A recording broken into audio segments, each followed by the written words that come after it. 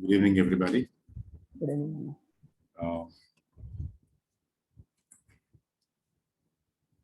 ప్రవక్తల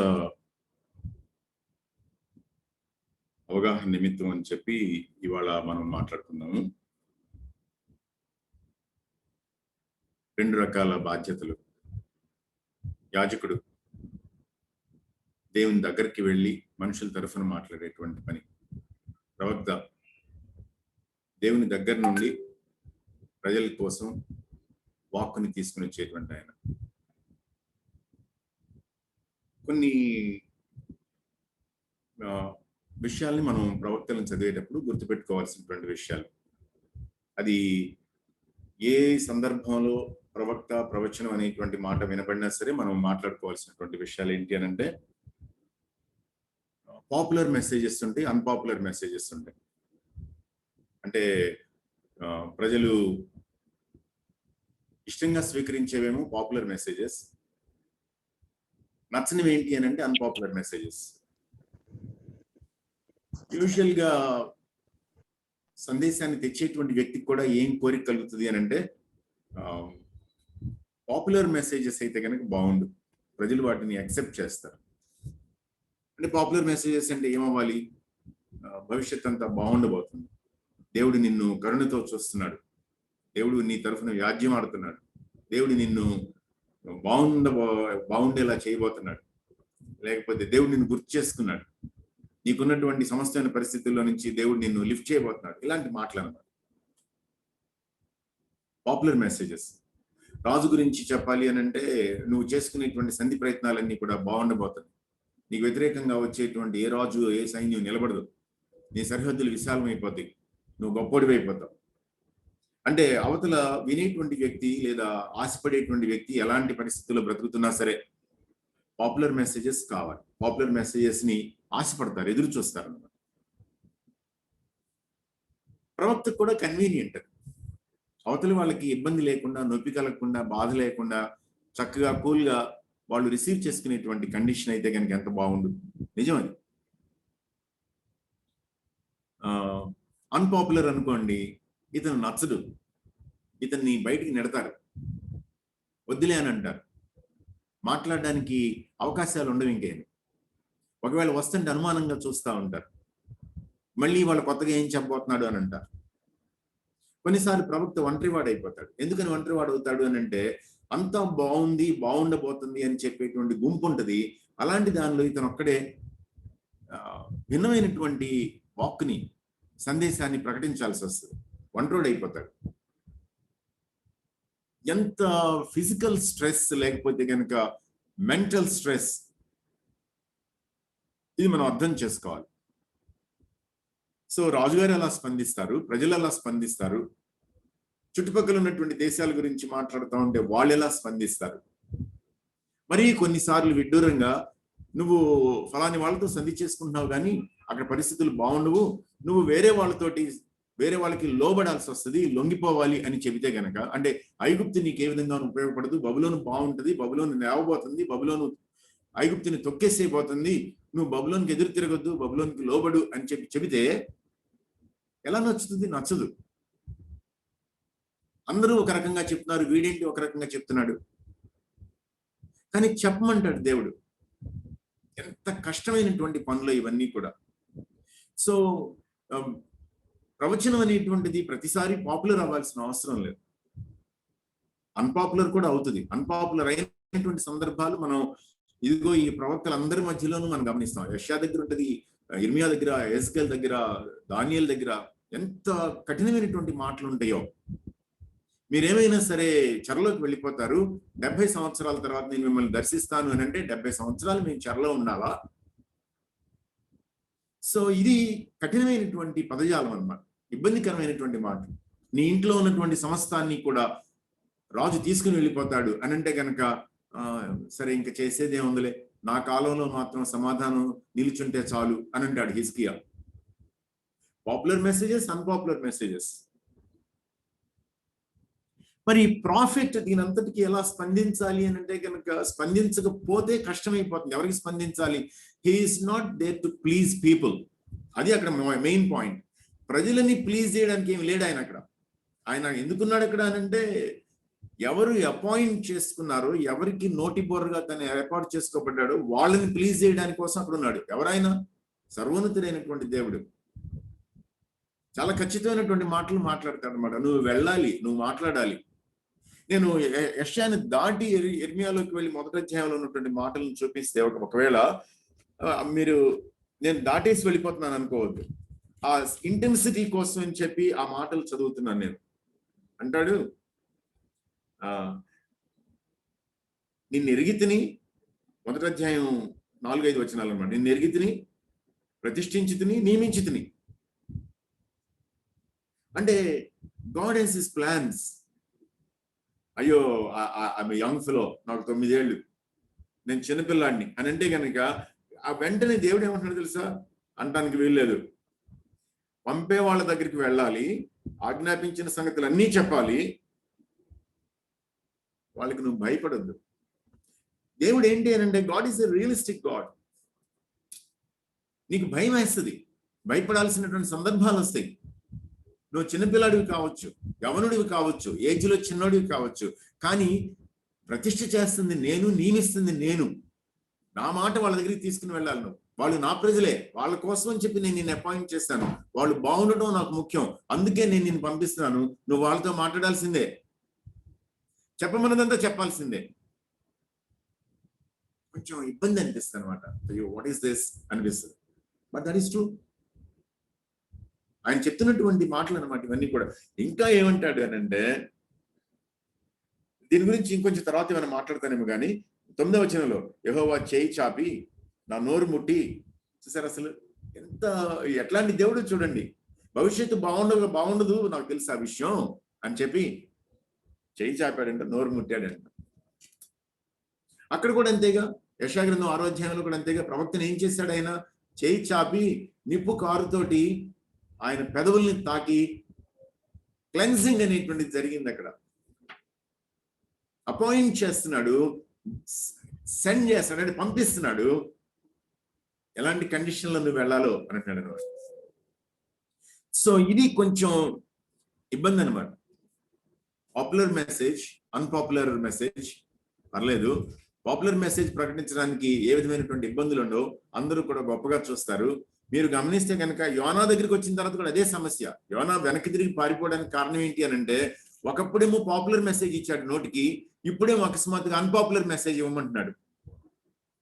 శత్రువులందరూ చచ్చిపోతారని చెప్తే కనుక బాగుంటది, కానీ శత్రువులందరినీ కూడా రిపెంట్ అవ్వండిరా అని చెప్పి చెప్పడానికి పంపిస్తా ఉంటే కనుక ఏం బాగుంటది? Unpopular message. You are not a patriot, you are a traitor అని అంటారు. నువ్వు దేశభక్తి లేదురా నీకు, నువ్వు దేశ ద్రోహివి అని అంటారు.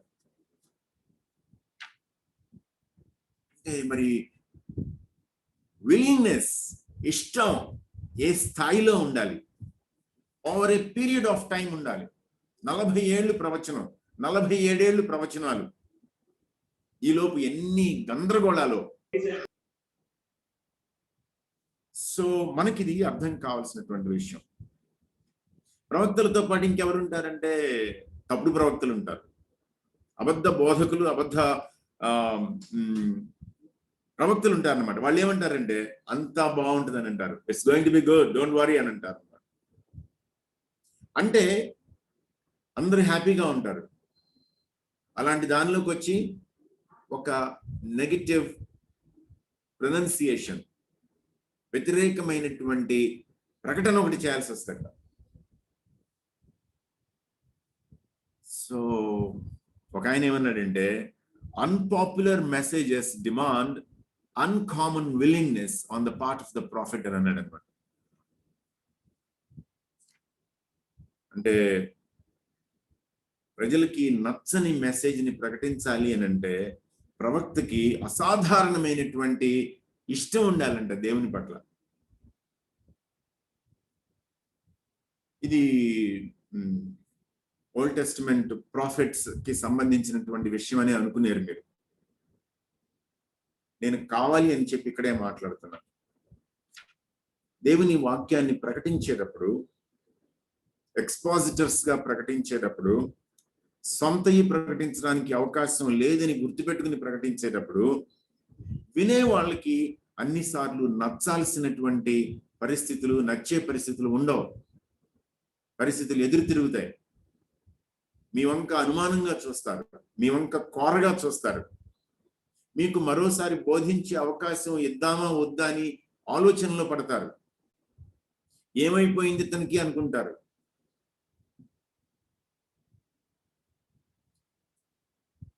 ఓకే సార్, ఇవాళ నా వాయిస్ కి ఏదో ప్రాబ్లం వచ్చింది, అందరూ కంప్లైంట్ చేస్తున్నారు. Even phone calls people say that my voice is not right. Maybe I'm passing through a bout of weakness. దానికి తోడు గబుక్కున ఈవినింగ్ వచ్చినటువంటి 2 న్యూస్ కొంచెం బాగా ఇబ్బంది పెట్టేటువంటి న్యూస్ వచ్చినాయి. ఒక యంగ్ మ్యాన్ కి హెల్త్ బాగాలేదని అన్నారు. 50% డిపెండెన్సీ నుంచి 95% డిపెండెన్సీకి వెళ్ళిపోయాడని అన్నారు. అదొకటి కొంచెం బాధ పెట్టిన వార్త.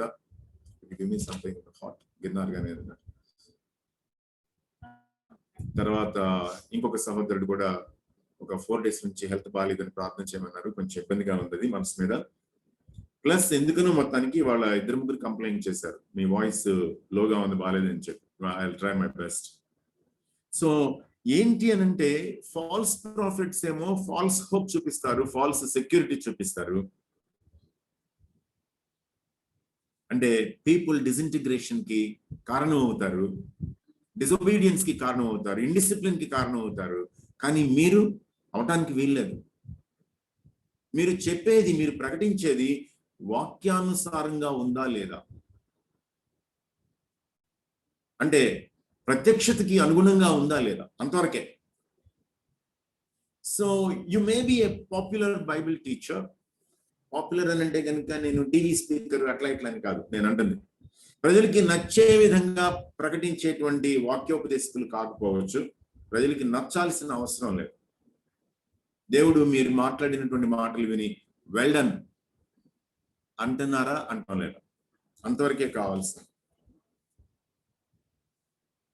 So this is very important for us. మనం దీన్ని గట్టిగా ఆలోచించాలి. నేను ప్రవక్తల గురించి ఆలోచించుకుంటా ఉంటే నాకు వచ్చినటువంటి తలంపులు అన్నమాట. నేను చాలా కాలం నుంచి ఆలోచిస్తా ఉన్నాను. ఒక ఆర్గనైజేషన్ కి కొంతకాలం పాటు టీచ్ చేసిన తర్వాత ఆర్గనైజేషన్ లో ఒక గ్రూప్ అన్నమాట, మంచి రోబస్ట్ స్ట్రాంగ్ గ్రూప్ అన్నమాట, మంచి యంగ్ పీపుల్ అన్నమాట. వాళ్ళకి నేను టీచ్ చేస్తున్నవి కఠినంగా అనిపించింది, నచ్చలేదు. నేనేమన్నాను అని అంటే, నేను ఇంకా టీచ్ చేయను ఈ ఆర్గనైజేషన్ లో అన్నా. కమిటీలో కొంతమంది గట్టిగా వాదించారు. అడ్వైజర్ హోదాలో నా వైఫ్ శ్రీదేవి కూడా కమిటీలో ఉంది. నన్ను గట్టిగా క్రాస్ చేసింది అనమాట, ఎందుకని టీచ్ చేయరు ఏంటని చెప్పి. నేను ఓపెన్ గా బయటపడి చెప్పేశాను, ఒక గ్రూప్ కి నేను టీచ్ చేస్తుంది నచ్చడం లేదు, they don't want to take any correction అని చెప్పి. ఆ మాట అన్న తర్వాత కొద్ది రోజులకి, maybe within a week or so, ఇర్మియా చదివాను నేను.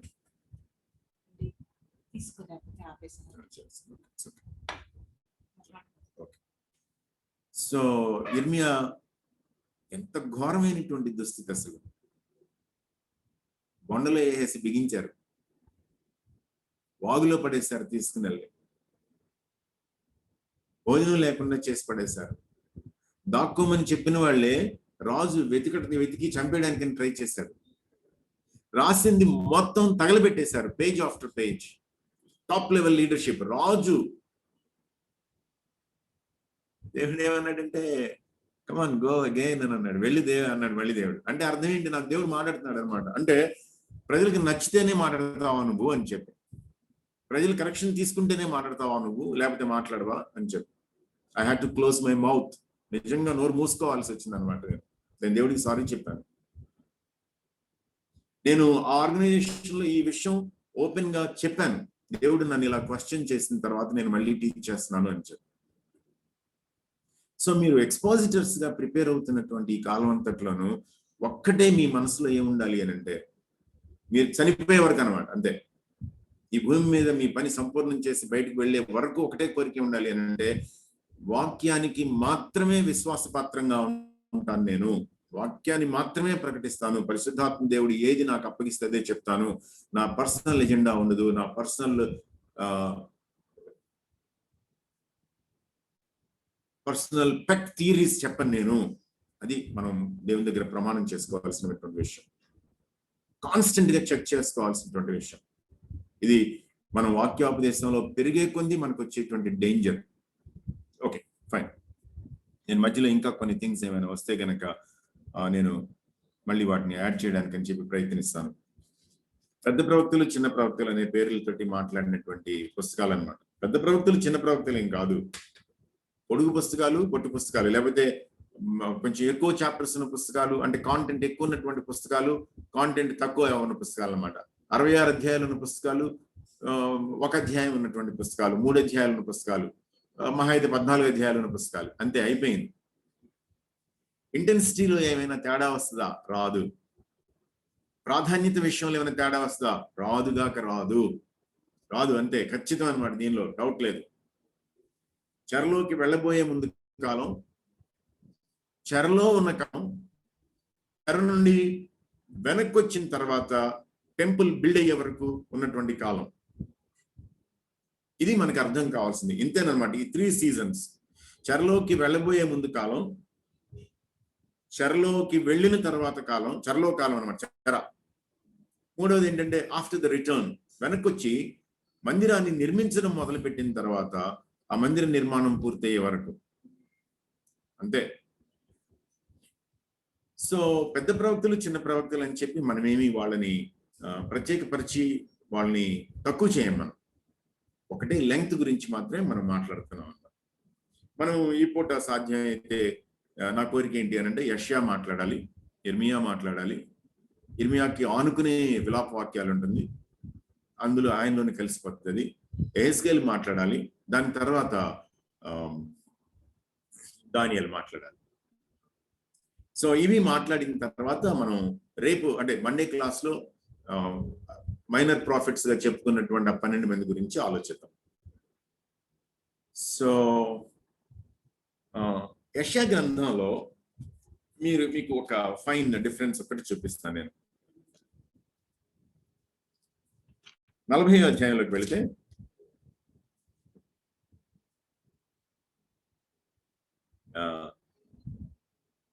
మీ దేవుడు సెలవిచ్చిన మాట ఏదనగా, నా జనులను ఓదార్చుడి, ఓదార్చుడి, యెరూషలేముతో ప్రేమగా మాట్లాడుడి.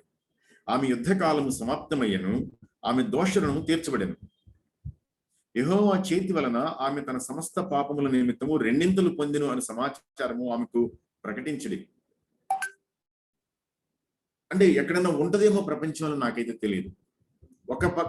ఒకటేమో అచ్చమైనటువంటి ఎడారి, ఇసుక,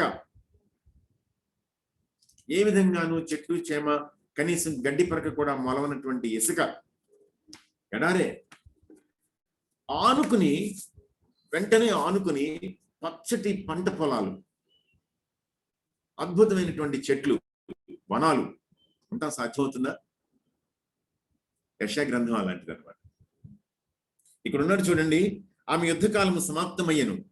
మొదటి 39 అధ్యాయాలు యుద్ధకాలం గురించేనమాట. ఆమె దోషరుణము తీర్చబడిను.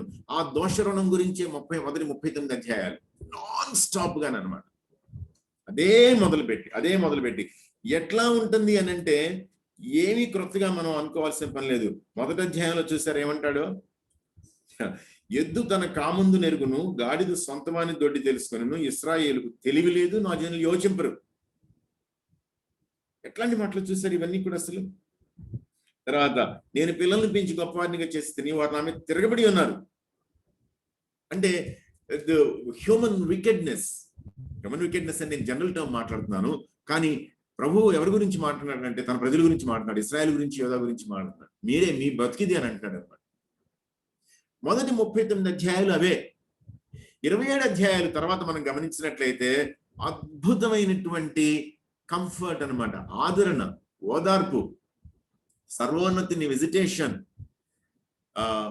ముందు మాట్లాడేటువంటి కథంతా ఏంటి అని అంటే ద కింగ్. ఇప్పుడు మాట్లాడేదంతా ఏంటి అని అంటే ద సర్వెంట్. స్కాలర్స్ ఎంత మిస్లీడ్ అయిపోయారంటే ఈ పుస్తకం వలన, ఇది 2 ప్రవక్తలు రాసి ఉండాలి, 2 వ్యక్తులు రాసి ఉండాలి, ఒక వ్యక్తే రాయడానికి వీల్లేదని అన్నారు. వాళ్ళకి అసలు అక్సెప్ట్ చేయలేకపోయారు దీన్ని.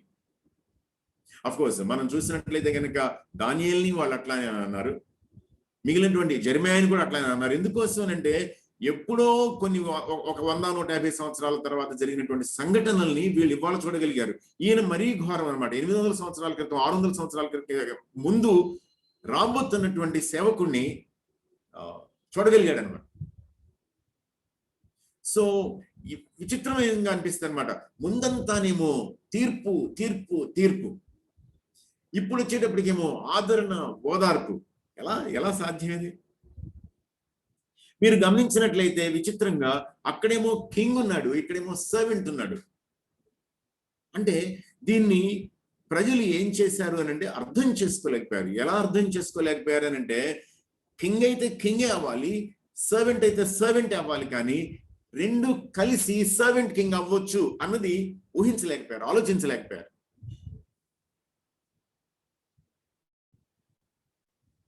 వాళ్ళకి నచ్చలేదన్నమాట. అంటే ఇంకొకటి, భవిష్యత్తులో ఎలా జరగబోతుంది అనేటువంటిది ఎగ్జాక్ట్ గా ఎలా రాయగలిగాడు అనంటే దాన్ని స్కాలర్స్ రిజెక్ట్ చేయడానికి ట్రై చేశారు. ఇది కుదరదు అని అన్నారు. అంటే దానికి ఎవాంజలికల్ ఆర్గ్యుమెంట్ ఏంటి అని అంటే బైబిల్ బిలీవింగ్ స్కాలర్స్ ఆర్గ్యుమెంట్ ఏంటి అని అంటే దేవుని యొక్క సావరీన్ ప్రాఫెసీని, ప్రెడిక్టివ్ ప్రాఫెసీని, అంటే భవిష్యత్తుని చూడగలిగినటువంటి ప్రవచనాన్ని వీళ్ళు అంగీకరించలేకపోతున్నారు. కాబట్టి వాళ్ళు ఈ విధంగా రిజెక్ట్ చేస్తున్నారు అని అంటారు అన్నమాట. సర్వెంట్ కింగ్ అనేటువంటిది మనకి అర్థం కావాల్సినటువంటి విషయం అనమాట. ఎందుకు ఎలా వస్తున్నాడంటే సేవకుడిగా వస్తున్నాడు. అంతకుముందు మళ్ళీ ఇంకొక మాట అన్నమాట. ఈ మొదటి 39 అధ్యాయాల్లో ఉన్నటువంటి దేవుడు ఎవరు అని అంటే రాజు, మెస్సయా, రాబోతున్నటువంటి రక్షకుడు, విమోచకుడు ఎవరంటే రాజు. ఎందుకని రాజు కావాలి వాళ్ళకి? వాళ్ళ దగ్గర ఉన్నటువంటి రాజులు పతనావస్థలో ఉన్నారు, దేశం పతనమైపోయింది, ఒకరి తర్వాత ఒకరుగానమాట. అషూరియులు విపరీతంగా వీళ్ళ మీద దాడి చేస్తున్నారు, ఐగుప్తు కూడా బలం పుంజుకుని వీళ్ళకి వ్యతిరేకంగా పనిచేయడానికి ప్రయత్నిస్తా ఉంది.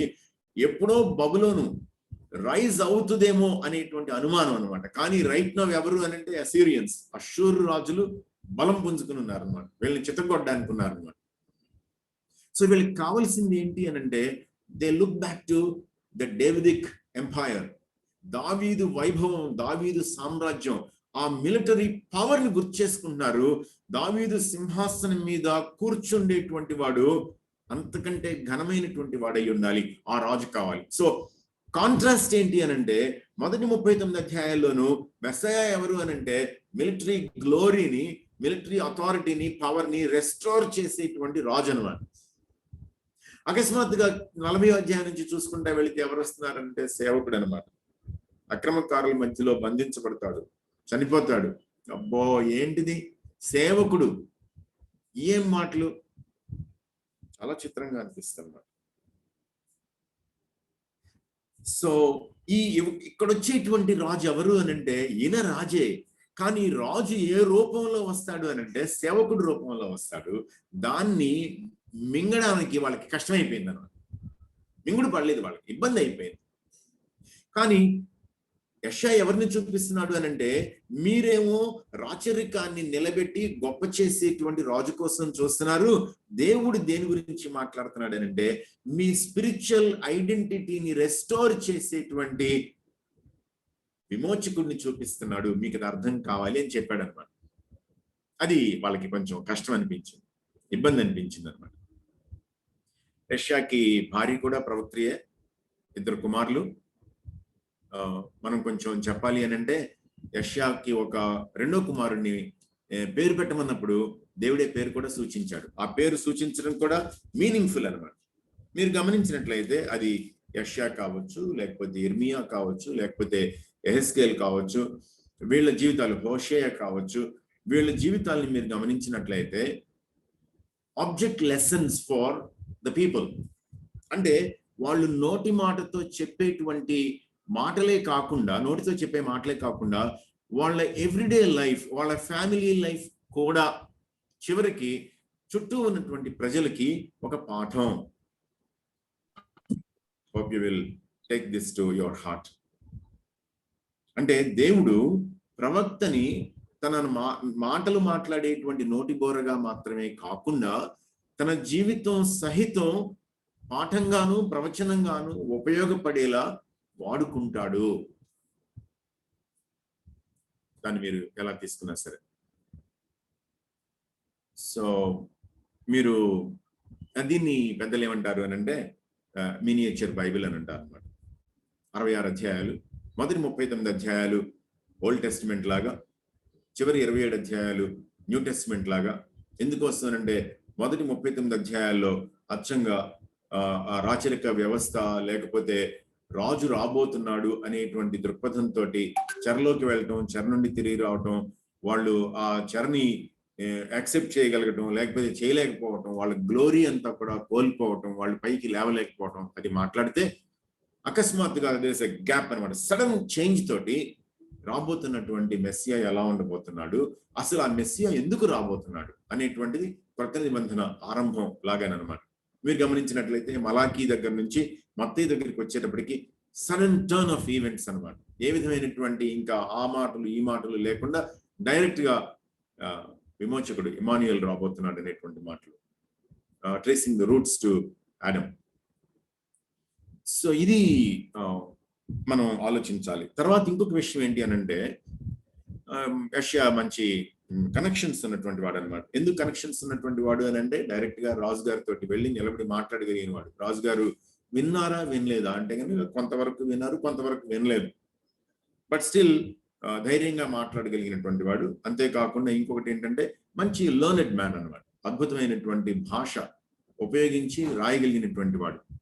అదొక విషయం ఏంటి అని అంటే ఈ లింగ్విస్టిక్ స్టైలిస్టిక్ యూనిటీ అనేటువంటిది ఈ పుస్తకం ఒక రచయితే రాశాడు అనేటువంటిది కన్ఫర్మ్ చేసుకోవడానికి కూడా ప్రయోజనకరమైంది అనమాట.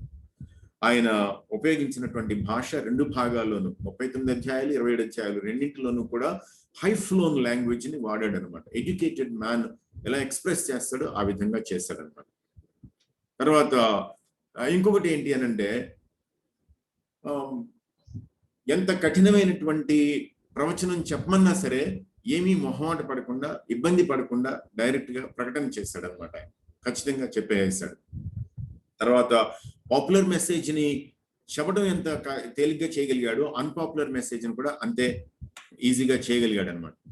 ఇక్కడ మనకి అర్థం కావాల్సింది ఇంకొకటి ఏంటి అని అంటే మనం అపాయింట్మెంట్ ఆఫ్ ద ప్రాఫిట్ మనం మాట్లాడినట్లయితే, నేను మళ్ళీ న్యూ టెస్టిమెంట్ ప్రాఫిట్స్ గురించి మాట్లాడటం లేదు, I'm talking about old testament prophets. మీరు న్యూ టెస్టిమెంట్ ప్రాఫిట్స్ అంటే ఓల్డ్ టెస్టిమెంట్ ప్రాఫిట్స్ అంటే తేడా ఏంటని చెప్పి మీరు అడిగినట్లయితే కనుక maybe when we come to the new testament studies I will talk about that. 6వ అధ్యాయంలో అనమాట. 6వ అధ్యాయంలో అద్భుతమైనటువంటి మాటలు అనమాట.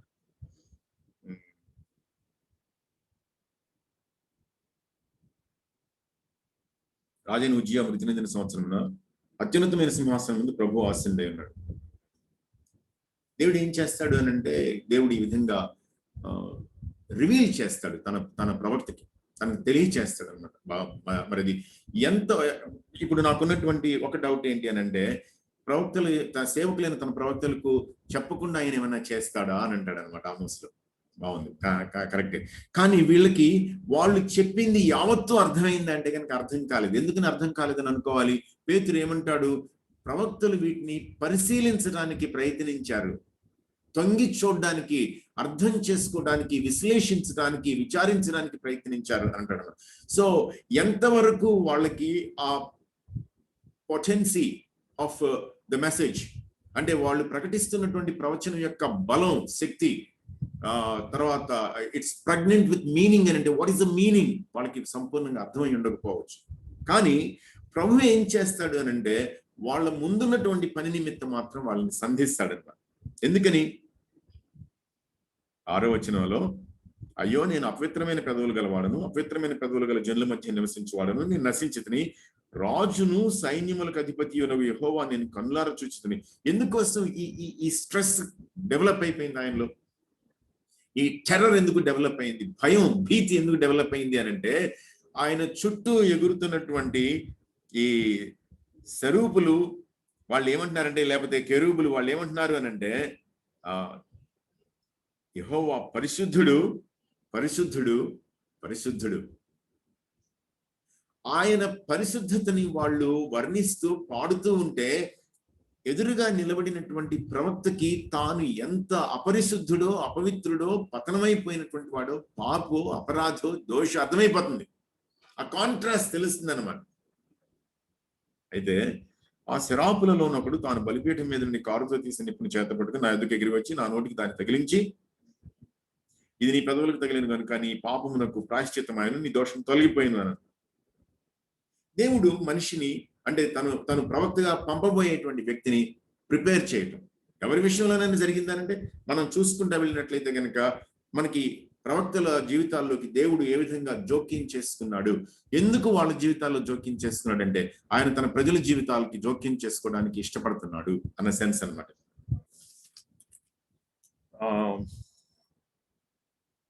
అందుకే 8వ వచనంలో నేను ఎవరిని పంపెదను, మా నిమిత్తం ఎవడు పోవునని ప్రభు సెలవీయగా వెంటనే అంటున్నాడు, చిత్తగించుము, నేనున్నాను, నన్ను పంపము. సో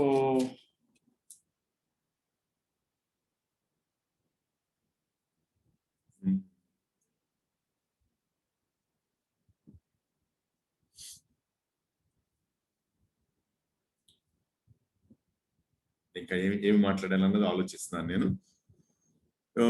ఇప్పుడు ఇంకొక మాట చెప్తాను. ఈ పుస్తకాలన్నింటిలోనూ కూడా మనకి తన ప్రజల్ని ప్రభు టాలరేట్ చేయకపోవడం. ఏం టాలరేట్ చేయలేదు? వాళ్ళ యొక్క పాపపు స్థితిని టాలరేట్ చేయలేదు, దుష్టత్వాన్ని, చెడుతనాన్ని టాలరేట్ చేయలేదు. అందుకని తీర్పు. ఎందుకు మరలా తీర్పు? పెందల కడని లేచి ప్రవక్తలని, నా సేవకులైన ప్రవక్తలని నేను దగ్గరికి పంపించానంటే ఎందుకు పంపిస్తున్నాడు? Because he cares for them, because he loves them, because he wants them to repent and return. తన ప్రజలు పశ్చాత్తాపంతో వెనక్కి తిరిగి తన దగ్గరికి రావాలి అని చెప్పి కోరిక దేవునికి. అందుకోసం అన్నమాట. అంటే ఇప్పుడు ఇంకొకటి, తీర్పుని ప్రకటిస్తున్నాడు. తీర్పు తర్వాత ఏమొస్తుంది? మళ్ళీ రెస్టరేషన్ వస్తుంది. ఏ విధమైన రెస్టరేషన్? మీరు దీన్ని విడిచిపెట్టి నా దగ్గరికి వచ్చే కాలానికి నేను మిమ్మల్ని రెస్టోర్ చేయబోతున్నాను చెప్తున్నాడు దేవుడు. దానిలో ఏ విధమైనటువంటి డౌట్ లేదు. అంటే మనకు అర్థం కావాల్సింది ఏంటంటే దేవుని యొక్క లాంగ్ సఫరింగ్, దీర్ఘశాంతం మనకు కనబడుతుంది. దేవుని యొక్క ప్లాన్స్ ఫర్ హిస్ పీపుల్, అంటే వాళ్ళ నిమిత్తం ఆయనకున్నటువంటి ప్రణాళికలు, long term plans, long range plans దేవుడు ఏ విధంగా వాటిని కలిగి ఉన్నాడు. ఇప్పుడు ఇక్కడ నాకు అర్థం, అంటే ఇవన్నీ కూడా ఏంటంటే కొన్నిసార్లు లవ్ థింకింగ్ అన్నమాట. నేను మిమ్మల్ని రెస్టోర్ చేయబోతున్నాను అని దేవుడు చెబితే వాళ్ళ దగ్గర ఏమైనా చులకనైపోతాడా? అలాంటి భయం ఏమైనా ఉందా దేవునికి అని అంటే లేదు, అలాంటి భయం ఏమి లేదు దేవుడికి. దేవుడు తన స్వభావానికి విరుద్ధంగా ఏమీ చేయడు. ఆయన స్వభావం ఏంటి? ఆయన పరిశుద్ధుడు, తన ప్రజలు పరిశుద్ధంగా ఉండాలి. ఆయన క్షమించే దేవుడు, తన ప్రజల్ని క్షమిస్తాడు. పాపం చేస్తూ పాపంలోనే ఉంటే గనక వాళ్ళని క్షమించేస్తాడనంటే గనక కాదు. అందుకని వాళ్ళు ఏం చేయాలో వాళ్ళకి చెప్తాడు. తన ప్రజలైనటువంటి ప్రవక్తలను ఏర్పాటు చేసుకుని వాళ్ళ దగ్గరికి కాన్స్టెంట్ గా పంపిస్తా ఉంటాడు. అట్ ద సేమ్ టైం వాళ్ళకున్నటువంటి స్థితిలో వాళ్ళ నిరీక్షణ కోల్పోకుండా ఉండడానికి, వాళ్ళ భవిష్యత్తు పట్ల ఆయనకున్నటువంటి ఆలోచనలు ఏంటనేటువంటివి ఆయన చెప్తా ఉంటాడు.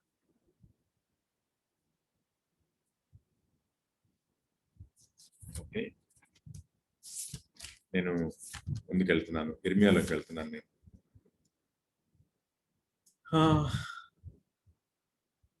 ఇర్మియాకు ఉన్నటువంటి రకరకాల పేర్లు. ఐఎమ్ సారీ, నేను యెషయాకు ఉన్నటువంటి రకరకాల పేర్లు చెప్పిన తర్వాత ఇర్మియా దగ్గరికి వెళ్తాను. నేను మీకు టైటిల్స్ చెప్పాలి. రకరకాల పేర్లు అనమాట, చదివాను రకరకాల పేర్లు. ఏమిటి అంటే saint Paul of the old testament అంటారండి. అంటే పాత నిబంధన కాలపు పౌలు. తర్వాత ఇంకొక చోట ఏమని రాశారంటే దీని గురించి, he is the Shakespeare of the prophets అని అన్నారు. అంటే డ్రామటిస్ట్ కి షేక్స్పియర్ ఎట్లాగో ప్రవక్తలకి ఈయన అట్లాంటి వాడు అని చెప్పనమాట. తర్వాత ఈయన్ని ఎవాంజలికల్ ప్రాఫిట్ అని అన్నారు అనమాట. ఎవాంజలికల్ ప్రాఫిట్ అని అంటే బైబిల్ బిలీవింగ్ అనేటువంటి సెన్స్ మనం మాట్లాడుకునేది ఎవాంజలికల్ కి. కానీ ఎవాంగులియన్ అంటే గాస్పెల్ అన్నమాట. గాస్పెల్ ని ప్రొక్లెయిమ్ చేసినటువంటి ప్రాఫిట్ అన్నమాట. తర్వాత ఈ పుస్తకానికి ఇంకొక పేరు ఏమని పేరు పెట్టారంటే గాస్పెల్ అకార్డింగ్ టు ఐజయా, యెషయా సువార్త అని పేరు పెట్టారు అన్నమాట ఈ పుస్తకానికి.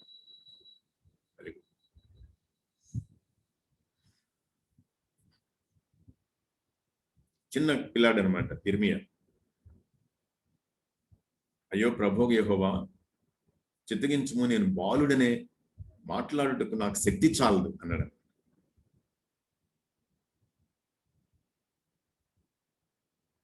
సో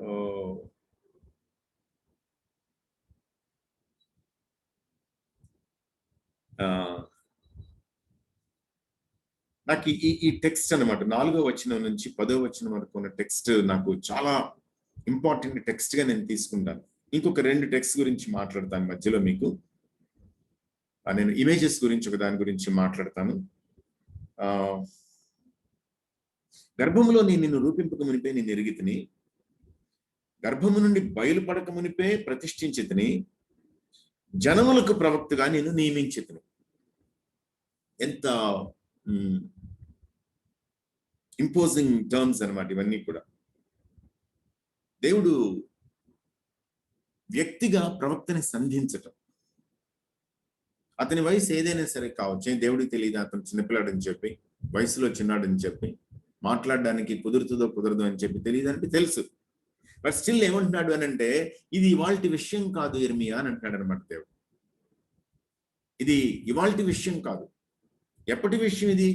అసలు మీ అమ్మ కడుపులో నువ్వు పడకముందే నువ్వు నాకు తెలుసు. బయటికి రాకముందే నిన్ను ప్రతిష్ఠించడం జరిగిపోయింది. ఎవరికి నిన్ను నియమించాను అని అంటే జనాలకి. మనం గమనించినట్లయితే ఈయన జనాల గురించే మాట్లాడుకుంటా వచ్చాడు.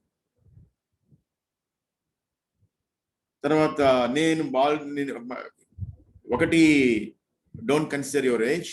2, go where ever I send you.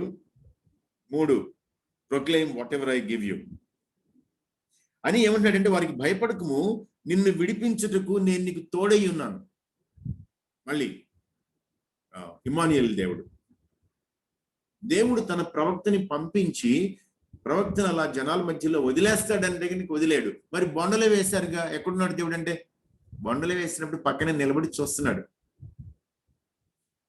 బందీ గృహంలో పడేశారుగా, బందీ గృహంలో పడేసినప్పుడు కూడా బందీ గృహంలో పక్కనే కూర్చుని ఉన్నాడు. మనకి ఎంతసేపు దేవుడు ఎక్కడ కనబడతాడు అని అంటే, షద్రక్ మేషక్ అబేద్నెగోల్ని తీసుకుని వెళ్ళి అగ్నిగుండంలో పడేస్తే కనబడినటువంటి 4వ వ్యక్తిగానే మనం చూస్తాం. కానీ ఈ విలపించేటువంటి ప్రవక్త, ఏడ్చే ప్రవక్త, దుఃఖపడే ప్రవక్త, గుండెలు బద్దలైపోయినటువంటి ప్రవక్త, ఒంటరితనంతో నలిగిపోతున్నటువంటి ప్రవక్త, నిరాకరించబడినటువంటి ప్రవక్త, పట్టించుకోనటువంటి ప్రవక్త, చంపేయడానికి వెతకబడినటువంటి ప్రవక్త, అతను ఎక్కడుంటే అక్కడ దేవుడు అతనితో పాటు ఉన్నాడు అనేటువంటిది మనకి మనం పెద్దగా మన మనసు మీద పనిచేయదు. అందుకని అంటుంది అనమాట, పాపులర్ అన్పాపులర్ ఎక్స్పీరియన్సెస్ కూడా, పాపులర్ అన్పాపులర్ మనం గమనించుకోవాల్సినటువంటి విషయాలు. ఏమన్నాడు చూసారో 9వ వచనంలో, యెహోవా చేయి చాపి నా నోరు ముట్టి ఇలా సెలవిచ్చింది, ఇదిగో నేను నీ నోట నా మాటలు ఉంచి ఉన్నాను, పెళ్లగించుటకును, విరుగొట్టుటకును, నశింపజేయుటకును, పడద్రోయుటకును, కట్టుటకును, నాటుటకును నేను ఈ దినమున జనముల మీదను రాజ్యముల మీదను నిన్ను నియమించి ఉన్నాను. ఏంటి నియమించేది? ఇన్ని పెద్ద పెద్ద మాటలు చెబితే ప్రజలందరూ ఏమనుకుంటారంటే, లేకపోతే ప్రవక్త ఏమనుకుంటాడంటే, ఓహో నా లైఫ్ చాలా స్మూత్ గా ఉండబోతుంది, నేను ఒక యోధాకే కాకుండా ఇస్రాయేలు యోధాలకే కాకుండా ఇంకా చుట్టుపక్కల ఉన్నటువంటి తూర్కి, సీదోనికి, ఐగుప్తుకి, అష్షూరుకి, బబులోను మొత్తానికి నేనే ప్రకటించేసేది అనుకుంటాడు. న్యాచురల్ గా వాళ్ళందరూ నన్ను విపరీతంగా పైకెత్తారనుకుంటాడు. నెక్స్ట్ మినిట్ స్టార్ట్ అయిపోయింది ఆయనకి సఫరింగ్ అనేటువంటి. ఎంత అంటే ఈయన్ని బైబిల్లో ఉన్నటువంటి అవగాహన చెప్పిన ప్రజలు ఏమంటారనంటే, విలాపవాక్యాలు రాశారు కాబట్టి ఏమంటారనంటే, వీపింగ్ ప్రాఫిట్ అని అంటారు. ఏడ్చేటువంటి, విలపించేటువంటి ప్రవక్త. ఇంకా ఘోరమైనటువంటి విషయం ఏంటంటే రెండో పుస్తకం కూడా విలాపవాక్యాలు, దాని పేరే లెమెంటేషన్స్ అన్నమాట, ఏడుపు మాటలు అన్నమాట. ఎంతసేపు ఏడుపు మాటలు. 16వ అధ్యాయం 2వ వచనం చూసారా ఏమంటాడు చాలా చిత్రంగా, ఈ స్థలమందు నీకు కుమారులైనను కుమార్తెలైనను పుట్టకుండానట్లు నీవు వివాహం చేసుకోకూడదు. అంటే తాను వివాహం చేసుకోకుండా మిగిలిపోవటం కూడా ఒక లెసన్ అన్నమాట తన ప్రజలకి. ఉన్నాడు అట్లాగనే, ఉండాలి, తప్పదు. సో అవమానకరమైనటువంటి పద్ధతిలో అబద్ధ ప్రవక్త హనన్య ఇతన్ని జనమందరిలోనూ కూడా అవమానిస్తాడు. లాభం లేదు. జైల్లో పడేస్తారు, లాభం లేదు. కొడతారు, లాభం లేదు. ఒంటరిగా విడిచిపెట్టేస్తారు, ఎవ్వరూ దగ్గరికి రావడానికి అవకాశం లేదు. అలా ఏం పర్లేదు.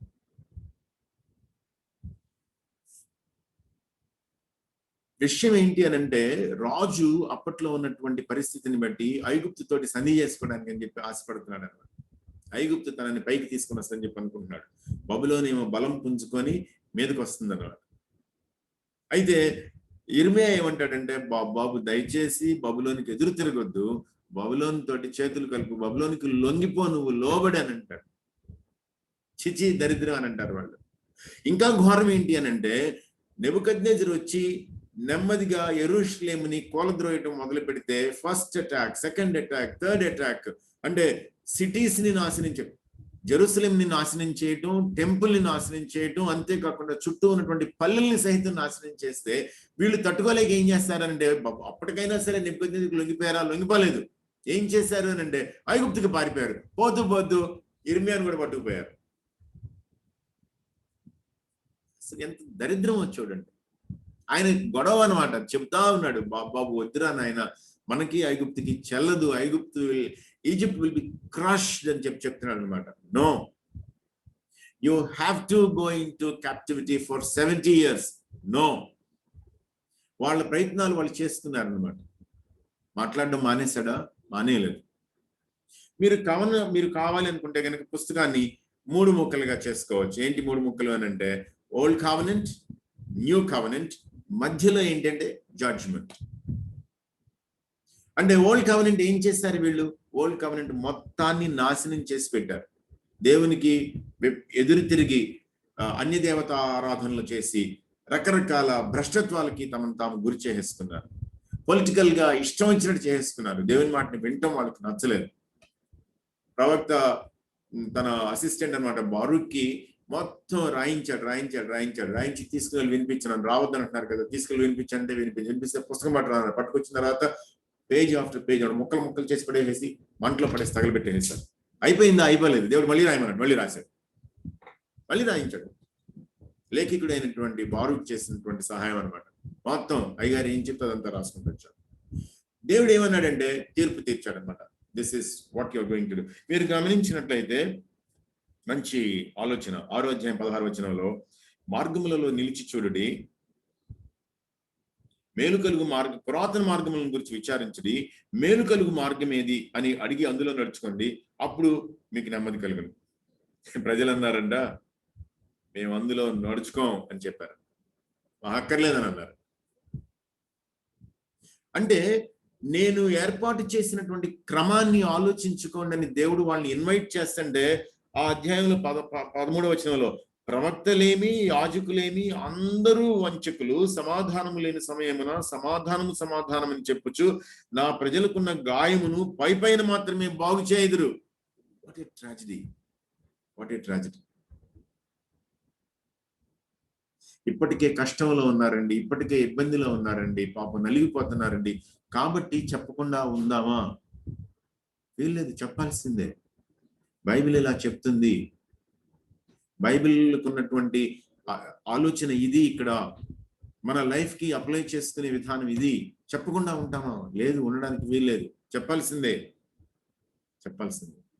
సో ఓల్డ్ కవెనెంట్ బ్రోకెన్ అయితే జడ్జిమెంట్ ఇచ్చిన తర్వాత దేవుడు ఏమంటాడు అని అంటే,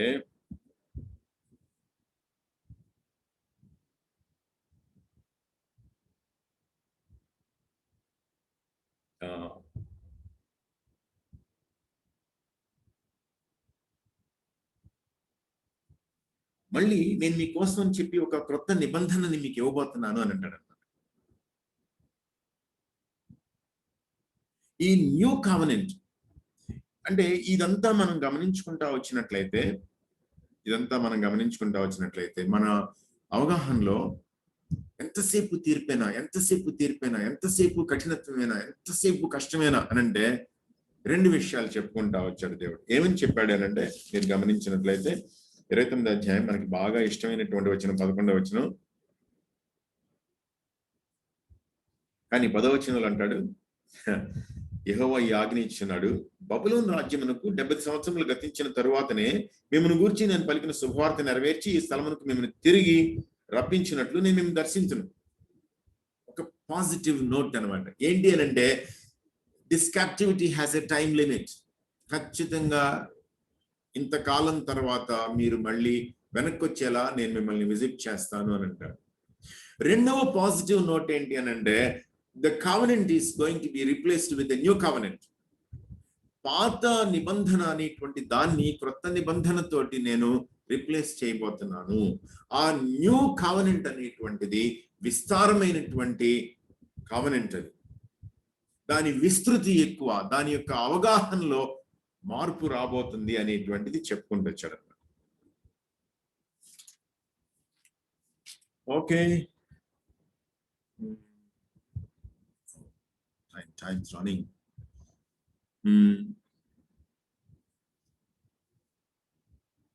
దీనంతట్లోనూ మనకి ఇంకొక విషయం అర్థం కావాలి.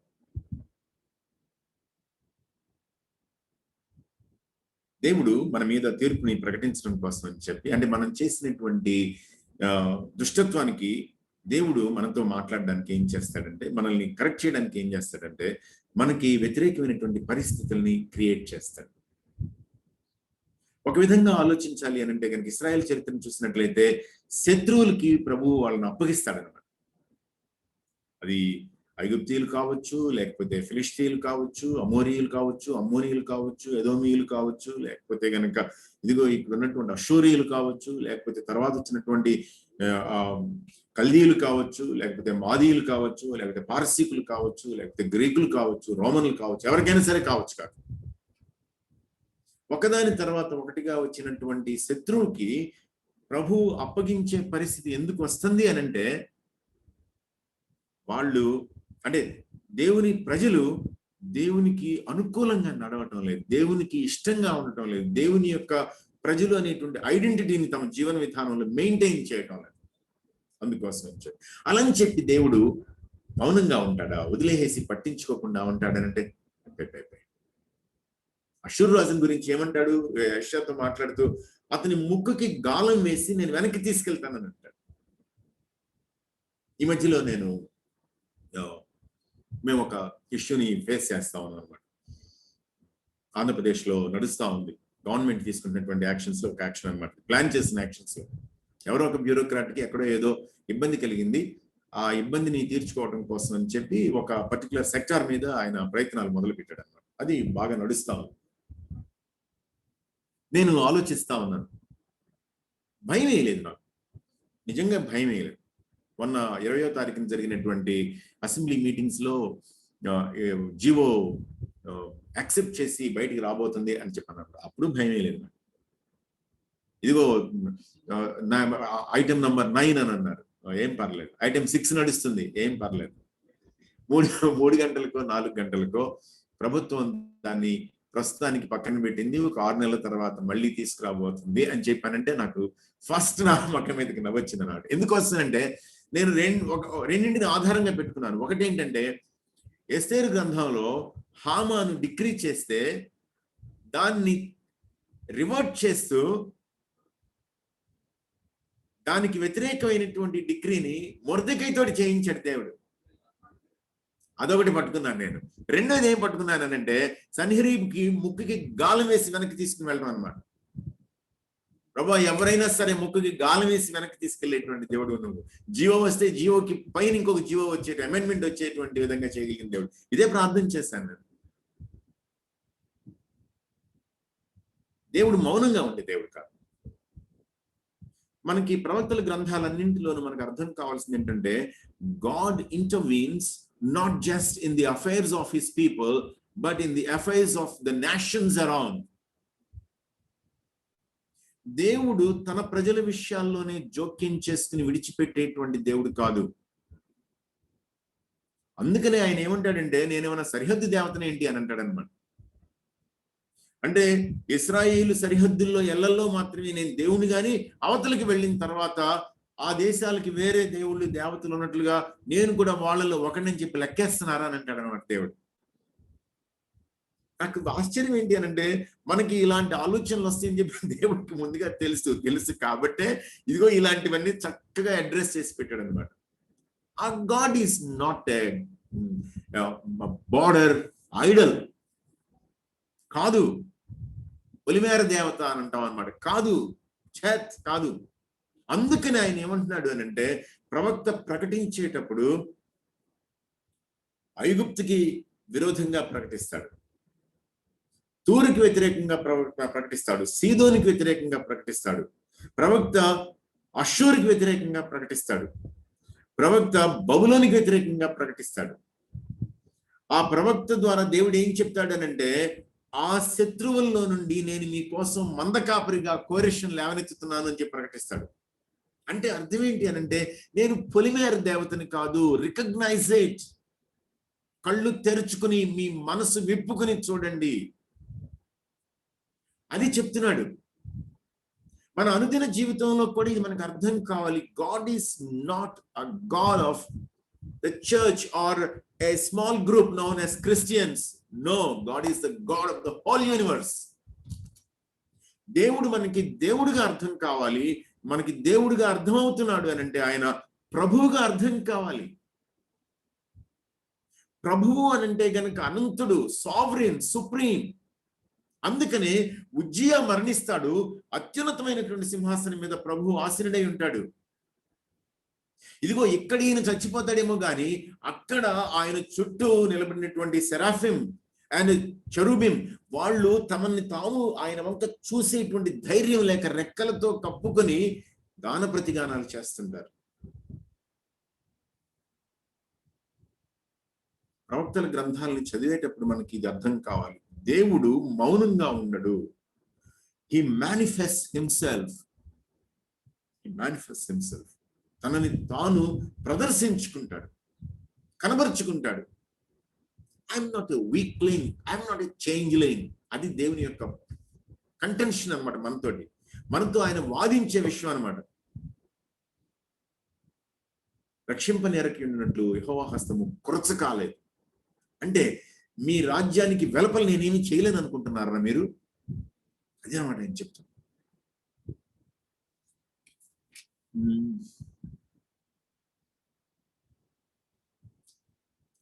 విలాప వాక్యాలు 5 అధ్యాయాలు. చిత్రంగా 1, 2, 4, 5 అధ్యాయాలు 22, 22 వచనాలు అయితే ఒక 3వ అధ్యాయం మాత్రమే 66 వచనాలు అన్నమాట. దుఃఖం, శిథిలాల్లోకి వెళ్ళిపోవటం, రెన్యువల్ కోసం మళ్ళీ ఒక పిలుపు అన్నమాట. భవిష్యత్తులో దీనంతటికీ ఏ విధమైనటువంటి ప్రాయశ్చిత్తం జరగబోతుంది, ఆ తర్వాత ప్రభా మమ్మల్ని దర్శించు. అందుకనే విలాప వాక్యాల్లో చివరి మాట అన్నమాట. 19వ వచనం నుంచి, యెహోవా నీవు నిత్యము ఆసీనుడవై ఎందువు, నీ సింహాసనము తరతరములుండును, నీవు మమ్మను ఎల్లప్పుడూ మరిచిపోవటి ఎలా, మమ్మను ఇంతకాలం విడిచిపెట్టుట ఎలా. యెహోవా నీవు మమ్మను నీ తట్టు త్రిప్పిన ఎడలా మేము తిరిగదము, మా పూర్వస్థితి మరలా మాకు కలుగు చేయము. నీవు మమ్మను బొత్తిగా విసర్జించి ఉన్నావు, నీ మహోగ్రత మా మీద వచ్చినది. The weeping prophet is weeping, lamenting. ఏం జరిగింది తన పట్టణానికి, ఏం జరిగింది దేవుని మందిరానికి, ఏం జరిగింది ఆయన ప్రజలకి. బబులోనికి వెళ్ళి ఉండాల్సిన వాళ్ళని ఐగుప్తులో పడి ఉన్నటువంటి కొంతమంది బైబిల్ పండితులు ఏమంటారు అని అంటే, ఈయన ఐగుప్తులో ఉండలేక ఐగుప్తు నుండి బయలుదేరి బబులోనికి వెళ్ళాడు అని అంటారు అన్నమాట. అది ఎంతవరకు నిజం అన్నది తెలియదు అంటున్నటువంటి మాటలు అన్నమాట. నిజానికి విలాప వాక్యాలు ఆయన బబులోన్లో ఉండగా రచించాడు అని అంటారు అన్నమాట. ఎహెజ్కేల్ దగ్గరికి తీసుకుని వస్తున్నాను నేను. ఎహెజ్కేల్ దగ్గరికి 24వ అధ్యాయంలో తీసుకుని వెళ్తాను. 24వ అధ్యాయంలో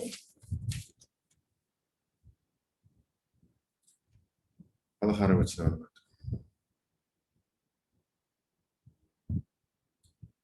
యెహోవాకు నాకు ప్రత్యక్షమై ఇలాగ సెలవిచ్చెను, నరపుత్రుడా, నీ కన్నులకు ఇంపైన దానిని నీ యొద్ద నుండి ఒక్క దెబ్బతో తీసివేయబోచున్నాను. నీవు అంగలార్చవద్దు, ఏడవవద్దు, కన్నీరు విడవవద్దు. మృతులకై విలాపము చేయక నిశ్శబ్దముగా నిట్టూర్పు విడువుము.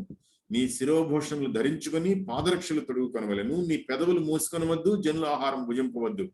ఉదయమందు జనులకు నేను ప్రకటించితిని, సాయంత్రమున నా భార్య చనిపోగా ఆయన నాకు ఆజ్ఞాపించినట్లు మరునాటి ఉదయమున నేను చేసేది. Object lesson for his people. ప్రజల కోసం అని చెప్పి ప్రవక్త వ్యక్తిగత జీవితాన్ని ప్రభు వాడుకోవడం అన్నట్టు, మోడలింగ్ అన్నమాట, తీసుకొని రావడం. ప్రభా ఇదేంటి ప్రభా, నా భార్యను తీసేయటం ప్రభా మాట్లాడడానికి లేదు. ఏమన్నాడు దేవుడు? అంగలార్చవద్దు, ఏడవవద్దు, కన్నీరు విడవద్దు, నిశ్శబ్దంగా ఉండు, ఒక నిట్టూర్పు విడు, అంతే చాలు. ప్రజలు ఏమన్నారు చూసారా? నీవు చేసిన వాటి వలన మేము తెలుసుకొనవలసిన సంగతి నీవు మాతో చెప్పవా అని జనులు అడిగితే దాన్ని ఎక్స్ప్లెయిన్ చేసుకొచ్చారు. అంటే ప్రాఫెట్ గా ఉండడానికి సిద్ధమైనటువంటి వ్యక్తి వ్యక్తిగత జీవితం ఏ విధంగా ఉండాలి అంటే, పబ్లిక్ లైఫ్, ప్రైవేట్ లైఫ్ అనేటువంటివి క్రైస్తవ జీవితంలో లేవు. ఈ పోస్ట్ మోడర్నిజం వచ్చిన తర్వాత, పోస్ట్ మోడర్నిజం నుంచి మనం సెక్యులరిజం అనేటువంటిది, సెక్యులరిజం అంటే ఏంటంటే బిలీవింగ్ ఇన్ ద వరల్డ్ అనమాట, వరల్డ్లీ అనమాట, అంతవరకు ఇంకేం లేదు, సెక్యులర్ ఇంకే వేరే ఏం లేదు. వచ్చిన తర్వాత లైఫ్ హ్యాస్ బికమ్ ప్రైవేట్. అందుకని ఏమంటున్నారు అంటే, your religion is a private matter, it's a private affair. నీ మతం, నీ విశ్వాసం నీ వ్యక్తిగతం. Leave me alone. నా వ్యక్తిగత జీవితం, నా విశ్వాసం, నా వ్యక్తిగతం, నా సొంతం, నేను ఎలా ఉంటాను అనేటువంటిది. అందుకని ఏమంటున్నారంటే, leave your religion at home అని అంటున్నారు అనమాట. నీ మతాన్ని, నీ విశ్వాసాన్ని ఇంట్లో వదిలిపెట్టరా అని అంటున్నారు. జరుగుతున్నటువంటి విషయాలు అనమాట. దేవుడు ఏమంటున్నాడంటే, నో వే అని అంటున్నాడు. Your everyday life is also a message. Your everyday life is also a message. How you react to things. నేను అదే అంటున్నాను అనమాట. ఈ కాలంలో దేవుడు నాతో మాట్లాడినటువంటిది ఏంటి అని అంటే, నువ్వు సర్వే టీచ్ చేసావు కానీ నిర్గమనం గురించి మాట్లాడావు, ఆ క్షామాలన్నిటి గురించి, తెగుళ్ళన్నిటి గురించి మాట్లాడావు, యెహోషువ మాట్లాడావు, బాగానే ఉంది. సర్వోన్నతుడైనటువంటి దేవుడని కబుర్లు కథలు చెప్పావు. నీ వ్యక్తిగత జీవితం దగ్గరికి వచ్చేటప్పటికి దేవుడు నువ్వు విశ్వసించలేదు. దేవుడు నన్ను క్వశ్చన్ చేసింది అదే. నాకు సిగ్గేస్తుంది అనమాట. భయపడుతున్నావేంటి నువ్వు? తొందరపడిపోతున్నావేంటి? కంగారు పడిపోతున్నావేంటి? గడబిడైపోతుంది ఏంటి నీ బ్రతుకు నీకు? హౌ యు రియాక్ట్ వీటిని అందుకని ఒక ఆయన ఏమన్నారు అని అంటే, a Christian is known not by his reactions but by his reflexes అని అన్నాడు అనమాట. రిఫ్లెక్స్ యాక్షన్స్ అనేవి ఉంటాయి అనమాట. కళ్ళ ముందు మనం ఇట్లా చెయ్యన్నాం అనుకోండి, అనుకోకుండా మన ఈ కంటి రెప్పలు మూసుకుంటాయి అనమాట. మోకాల మీద ఒక రబ్బర్ హ్యామర్ తీసుకుని ఇట్లా కొడితే కాలు గబుక్కుని ఇట్లా పైకి ఎగురుతుంది అనమాట. మన అది ఇన్వాలంటరీ, మనం కావాలని చెప్పి లేపడం ఏం కాదు. వాటిని ఏమంటారు అని అంటే రిఫ్లెక్స్ యాక్షన్స్ అని అంటాం. రియాక్షన్స్ కాదు, రిఫ్లెక్స్ యాక్షన్స్. ఒక్కసారి కరోనా నా మీద పడిపోగానే అని చెప్పి గడగడా వణికిపోతే అది that is my reflex action. ఏంటి నా రిఫ్లెక్స్ యాక్షన్? నేను బయటికి చెప్పడానికి మాత్రం ప్రభువు దయాళుడు, గొప్పవాడు, సర్వోన్నతుడు, శ్రేష్ఠుడు, పునరుత్థానం అనేటువంటిది ఆయనకున్నటువంటి అధికారం. బ్రతికేది ఏం బ్రతుకుతున్నాను అని అంటే, భయాన్ని చూసి, ఈ చావును చూసి, జబ్బును చూసి గందరగోళం అయిపోవటం. రాత్రి ఒక పెద్ద నాయకునితో, ఒక ఆయనతో మాట్లాడుతూ ఉన్నాను అనమాట. మేమందరం ఆయన్ని చూస్తా పెరిగినటువంటి వాళ్ళని. ఒక పాస్టర్ గారు, ఇద్దరికి తెలిసినటువంటి పాస్టర్ గారు ఒక ఆయన చనిపోయారు అనమాట. ఎందుకు నవ్వుతున్నానో చెప్తాను, దానికి కూడా నా మాట గుర్తు చేసుకుంటుంటే నవ్వుస్తున్నాడు. ఆ పాస్టర్ గారు చనిపోతారని చెప్పి మేము అనుకోలేదు. ఆయన ఏదో చిన్న చిన్న మిస్టేక్స్ చేశారు, మొత్తానికి ఏమైనా సరే ప్రభు సన్నిధికి వెళ్ళిపోయారు ఆయన. అంటే మా ఇద్దరికంటే చిన్న ఆయన వెళ్ళిపోయారు, ప్రభు దగ్గరికి వెళ్ళిపోయారు. సరే వెళ్ళిపోతే ఆయన గురించి మాట్లాడుకుంటున్నాం అనమాట.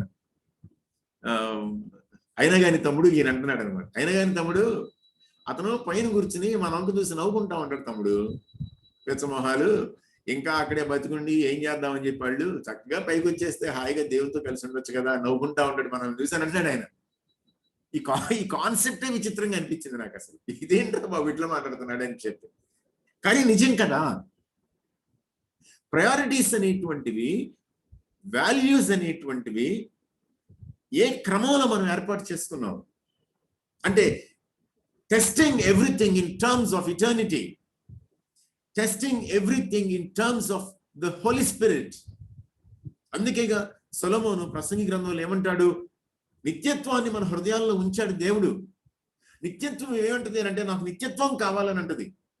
మనం ఏం చేయడానికి ట్రై చేస్తున్నాము, ఇక్కడే ఈ భూమిని అతుక్కొని ఈ ఉద్యోగము, ఈ పిల్లలు, ఈ పెళ్లిళ్ళు, ఈ పదవులు, ఈ పరిచర్యలు, ఈ ఆర్గనైజేషన్స్ బిగుసుకుపోయి వేలాడుతున్నాం మనం. ఎందుకోసం అనంటే నిత్యత్వాన్ని గురించినటువంటి స్పృహ లోపించింది మనకి. నిత్యత్వం మెరుగైన, నా మట్టుకైతే బ్రతుకు క్రీస్తే, చావైతే లాభం కాన్సెప్ట్ అనేటువంటిది మనల్ని పట్టుకోవటం లేదు, గ్రిప్ చేయటం లేదనమాట. ఇంకా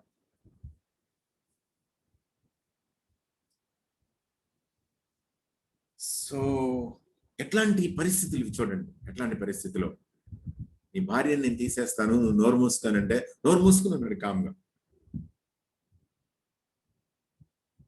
సో అంటే ప్రాఫిట్స్ ఏ విధంగా ఈ థింగ్స్ అన్నిటి గురించి మాట్లాడేటప్పుడు తమ జీవితాల్ని తమ ప్రవచనానికి, దేవుడు అనుగ్రహించినటువంటి ప్రత్యక్షతకి కలిపేసేశారు, లింక్ చేసేశారు. ప్రభువా no, please separate my private life, my family life అనలేదు వాళ్ళు.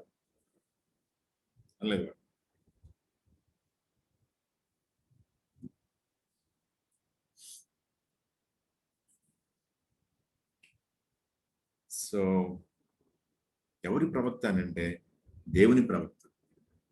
ఎవరి ప్రవక్త అనంటే దేవుని ప్రజల కోసం ప్రవక్త. ఎవరి ప్రవక్త అనంటే తన వ్యక్తిగత జీవితం, కుటుంబ జీవితం సహితం దేవుని ప్రత్యక్షతకి, నియామకానికి లోబరిచినటువంటి ప్రవక్త. అబద్ధ ప్రవక్తలు ఉండరా? ఉంటారు, నీ చుట్టూనే ఉంటారు.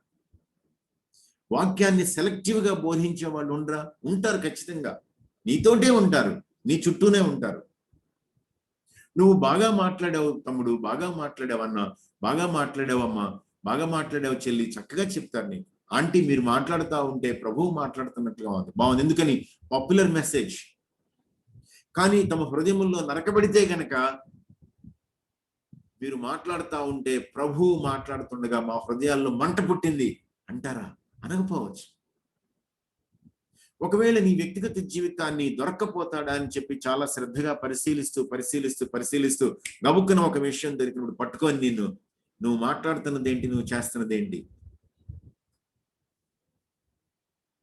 There is no public life, there is no private life for the prophet, for that matter, for the Bible teacher.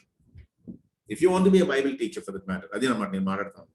నువ్వు బైబిల్ టీచర్వి అవ్వాలి అని అనుకుంటే కనుక, బ్రతకాలి అని అనుకుంటే, వాక్యాన్ని ఎక్స్పోజ్ చేయాలి అని అనుకుంటే, you have to understand that your whole life comes under the radar of the scrutiny of the scripture, the revolution.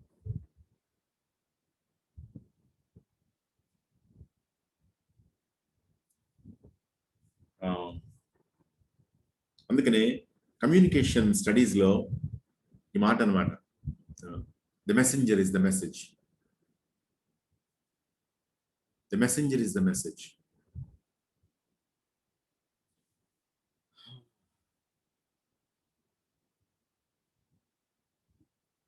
Images గురించి మాట్లాడుతా ఉన్నాను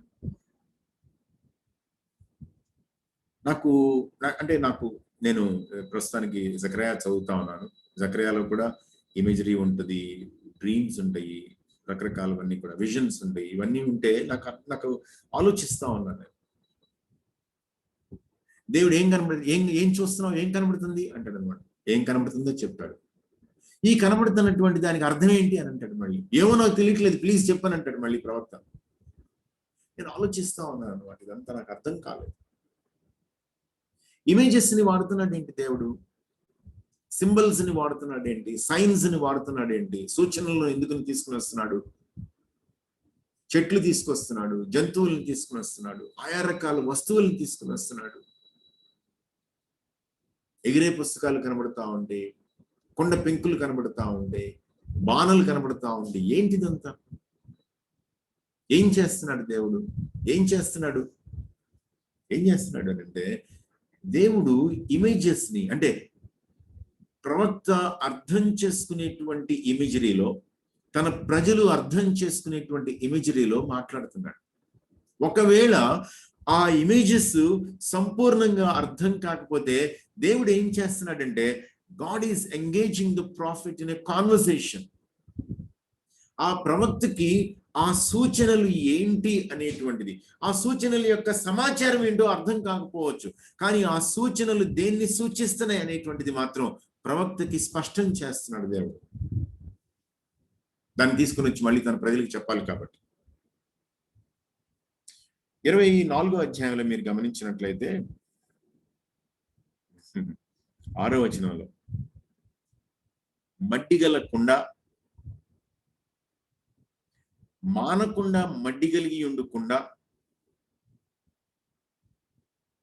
చూసారా, మధ్యలో వంట చేయడం అన్నమాట. కట్టెలు పేర్చు, అగ్ని రాజబెట్టు, మాంసాన్ని బాగా ఉడకపెట్టు. 13వ వచనంలో ఏమంటున్నాడంటే, వెంటనే ప్రభువే అంటున్నటువంటి మాటలు, నీకు కలిగిన అపవిత్రత నీ కామాతురతయే. అంటే అర్థం ఏంటి? కామాతురత అంటే కనుక, if it is about one person it's okay, but it's about the whole nation. దేశం అంతటి గురించి మాట్లాడుతున్నాడు. అంటే ఏం చేస్తున్నారు మీరు? మీ భర్త అయినటువంటి దేవుణ్ణి విడిచిపెట్టి వ్యభిచారానికి పూనుకున్నారు. ఆ దేవత వెనక, ఈ దేవత వెనక, ఆ రాజ్యం వెనక, ఈ రాజ్యం వెనక, ఆ పొలిటికల్ అలయన్స్ వెనక, ఈ పొలిటికల్ అలయన్స్ వెనక పడిపోతున్నారు మీరు. నిన్ను శుభ్రపరచుటకు నేను పూనుకొనినను నీవు శుభ్రపడకపోతివి. దేవుడు ఏం చేస్తున్నాడంటే, he's making his message clear to the prophet, his messenger. So మళ్ళీ యెహెజ్కేల్లో కూడా ఇదేనమాట. ఏంటి అనంటే, ప్రవక్తని దేవుడు ఏర్పాటు చేసుకోవటం, యూదా మీద తన తీర్పుని ప్రకటించటం, చుట్టూ ఉన్నటువంటి దేశాలన్నిటి మీద తన తీర్పుని ప్రకటించటం, చివరికి ఇశ్రాయేలు మరలా ఏ విధంగా రెస్టోర్ అవుతుంది అనేటువంటిది ప్రకటన చేయటం. ఇది ఆయన మాట్లాడుతున్నటువంటి విషయాలు ఈ పుస్తకం అంతట్లోనూ కూడా.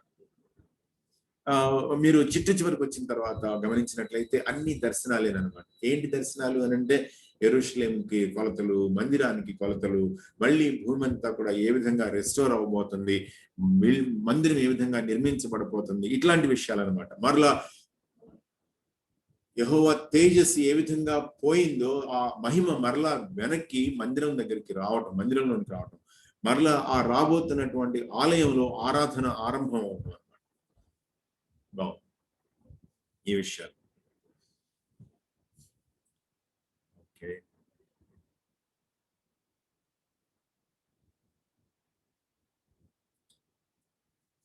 దానియేలు దగ్గరికి వస్తున్నాను నేను.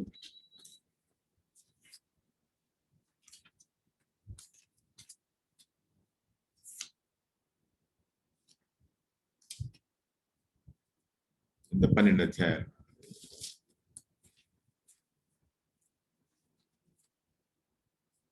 అధ్యాయాల్లోనూ కూడా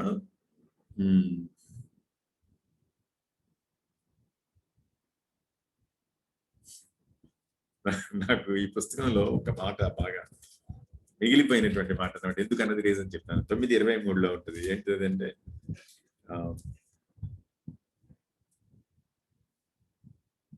22 చదువుతున్నాను. అతడు నాతో మాట్లాడి ఆ సంగతి నాకు తెలియజేసి, దానియేలు, నీకు గ్రహింప శక్తి ఇచ్చుటకు నేను వచ్చితును.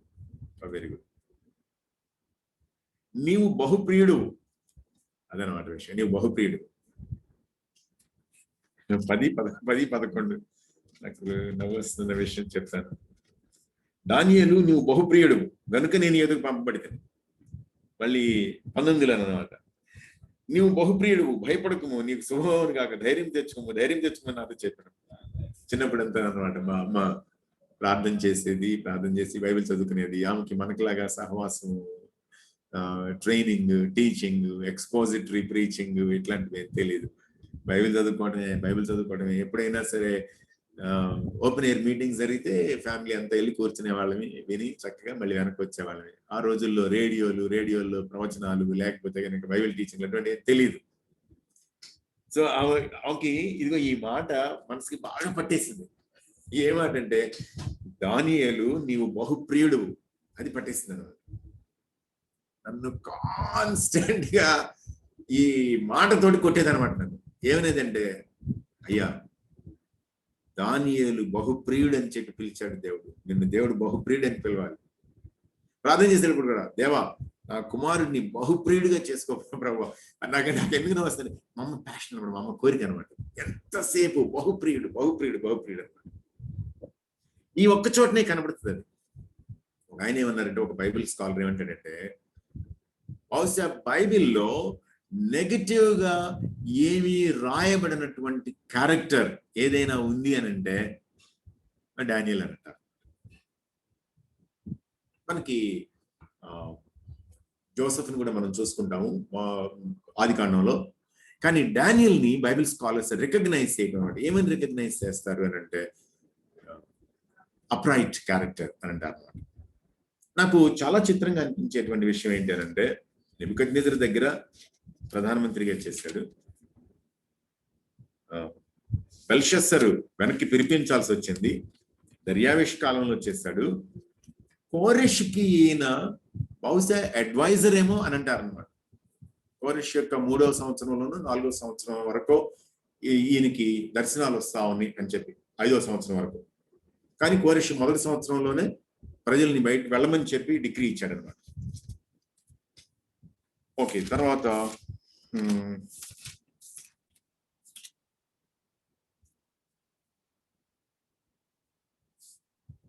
7వ అధ్యాయం నుండి, సరే మీరు కావాలంటే కనుక మీరు చూసినట్లయితే 6వ అధ్యాయం చివరిలో, ఈ దానియేలు దర్యావేషు ప్రభుత్వ కాలమందును పారసీకుడగు కోరెషు ప్రభుత్వ కాలమందును వర్ధిల్లును.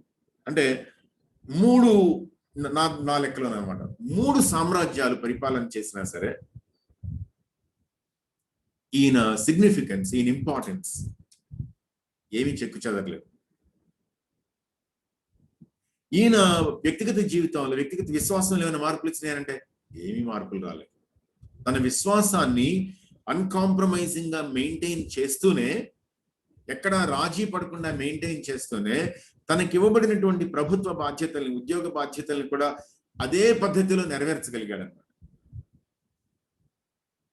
6వ అధ్యాయం లోపేమో వాళ్ళకి వీళ్ళకి వచ్చినటువంటి దర్శనాలు, 7వ అధ్యాయం నుంచేమో ఈయనకు వచ్చినటువంటి దర్శనాలు. మంచి విషయాలు అన్నమాట. నాకు చాలా కాలం పాటు స్టూడెంట్ మినిస్ట్రీలో పనిచేస్తా ఉన్నాను కాబట్టి నన్ను బాగా ఆకర్షించేటువంటి భాగం ఏది అంటే మొదటి అధ్యాయం అన్నమాట. దానియేలు క్యారెక్టర్ కి కీ ప్రిన్సిపల్ ఫస్ట్ చాప్టర్లో ఏమని ఉంటుంది అని అంటే, 8వ వచనంలో ఉన్నటువంటి మాట, తన్ను అపవిత్రపరచుకోకూడదని దానియేలు ఉద్దేశించి, ఒకటి. రెండో విషయం ఏంటంటే, తాను అపవిత్రుడు కాకుండానట్లు వాటిని పుచ్చుకొనకుండా సెలవేమని నపుంసకుల అధిపతిని వాడుకున్నాడంట. ఒకటేమో తన పర్సనల్ డెసిషన్, రెండోది ఏంటి అని అంటే దాని నిమిత్తం తను చేసుకున్నటువంటి సబ్మిషన్ అనమాట గవర్నమెంట్ కి. కానీ కీ ప్రిన్సిపల్ ఏంటి అని అంటే, దేవునికి విరుద్ధంగా తాను అపవిత్రం కాకూడదు. ఆయనకున్నటువంటి ఒకే ఒక్క ఆశ అంటే ఒకే ఒక్క ఆశ,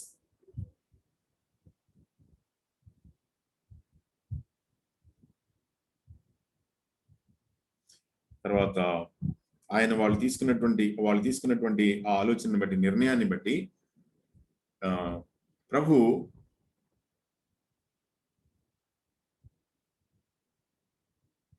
17వ వచనం అన్నమాట. మొదటి అధ్యాయం 17వ వచనంలో ఈ నలుగురు బాలుర సంగతి ఏమనగా దేవుడు వారికి జ్ఞానమును సకల శాస్త్ర ప్రవీణతయు వివేచనయు అనుగ్రహించను. Very good. తర్వాత దానియేలు సకల విధములకు దర్శనములను స్వప్న భావములను గ్రహించు తెలివి గలవాడై ఉండెను. ఎందుకు ఇది స్పెసిఫిక్ గా ఇక్కడ రాయబడింది, ఎందుకు రాయబడింది అనేటువంటి దానికి కనెక్షన్ ఇంకొక వచనం కూడా చూద్దాం. సరే, ఈ ఇశ్రాయేలీల రాజవంశాల్లో సెలెక్ట్ చేసుకుని ట్రైనింగ్ ఇచ్చినటువంటి వాళ్ళందరినీ రాజు తీసుకొని వచ్చి నిలబెట్టి మాట్లాడితే 19వ వచనంలో రాజు వారితో మాట్లాడగా వారందరిలో దానియేలు, హనన్యా, మిషాయిలు, అజర్యా వంటి వారెవరూ కనబడలేదు కనుక వారే రాజు సముఖమున నిలిచిరి. ఈ రాయల్ టెస్ట్ లో నలుగురు మిగిలారు. మిగిలిన వాళ్ళందరూ ఎలకెళ్ళండి బాబు, చాలా అయిపోయింది, మీకు ట్రైనింగ్ ఇచ్చాం కానీ మీరు పనికిరానికి పంపించారు. ఈ నలుగురు మిగిలారు. అప్పుడు రాజు ఏం చేశాడంటే వీళ్ళని, ఈ నలుగురిని ఇలా విడిచిపెట్టకుండా ఈ నలుగురిని తీసుకొని వచ్చి తన రాజ్యం మొత్తం మీద ఉన్నటువంటి టాప్ పీపుల్ తోటి పోటీ పెట్టాడు అనమాట. చూడండి, రాజు వీరి యొద్ద విచారణ చేయగా జ్ఞాన వివేకముల సంబంధమైన ప్రతి విషయములో వీరు తన రాజ్యమందంతటా నుండి శకునగాండ్ర కంటెను గారడీ విద్య గల వారందరి కంటెను 10 అంతలు శ్రేష్ఠులని తెలియబడెను. ఎట్లాంటి మాటలు చూసారు ఇవన్నీ కూడా? అంటే ఏ రాజ్యానికి చెరగొనిపోబడ్డాడో ఆ రాజ్యానికి చెందినటువంటి టాప్ పీపుల్ వాళ్ళకు ఉన్నటువంటి లక్షణం ఏంటి అని అంటే, ఒకటి magic and witchcraft and sorcery అన్నమాట. వాళ్ళు సాముద్రికం కావచ్చు, లేకపోతే జ్యోతిష్యం కావచ్చు, లేకపోతే ఆకాశాన్ని పరిశీలన చేసి దాన్ని బట్టి లెక్కలేయటం కావచ్చు, లేకపోతే కళలు వస్తే గనక ఆ కళలకి భావం చెప్పడం కావచ్చు, ఏదైనా సరే కావచ్చు. అలాంటి విద్యలు కల్దీయులు ఆరితేరినటువంటి వాళ్ళు అనమాట. వాళ్ళతో పోటీ పెడితే వీళ్ళు వాళ్ళకంటే 10 times బెటర్ అనేటువంటిది రాజ్యానికి, రాజుగారికి అర్థమైందనమాట.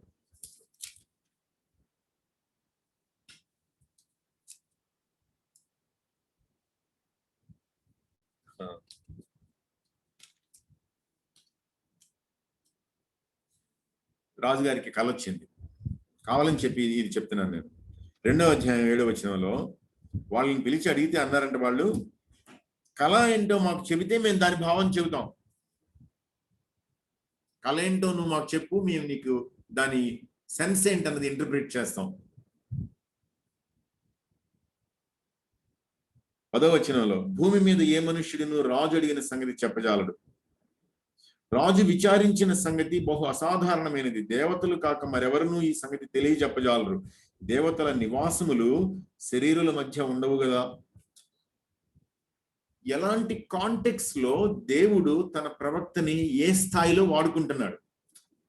మనం ఇంతకు ముందు చూసినటువంటి వాళ్ళందరూ ఎవరు అని అంటే, యెషయా తన రాజ్యంలో తన రాజు దగ్గర తన ప్రజల మధ్యలో, ఇర్మియా తన ప్రజల మధ్యలో వ్యతిరేకమైనటువంటి తన రాజు దగ్గర అక్కడి నుంచి చెరలోకి వెళ్ళిపోవడం, యెహెజ్కేలు అచ్చంగా చెరలోకి వెళ్ళిపోయి తన ప్రజల మధ్యలో.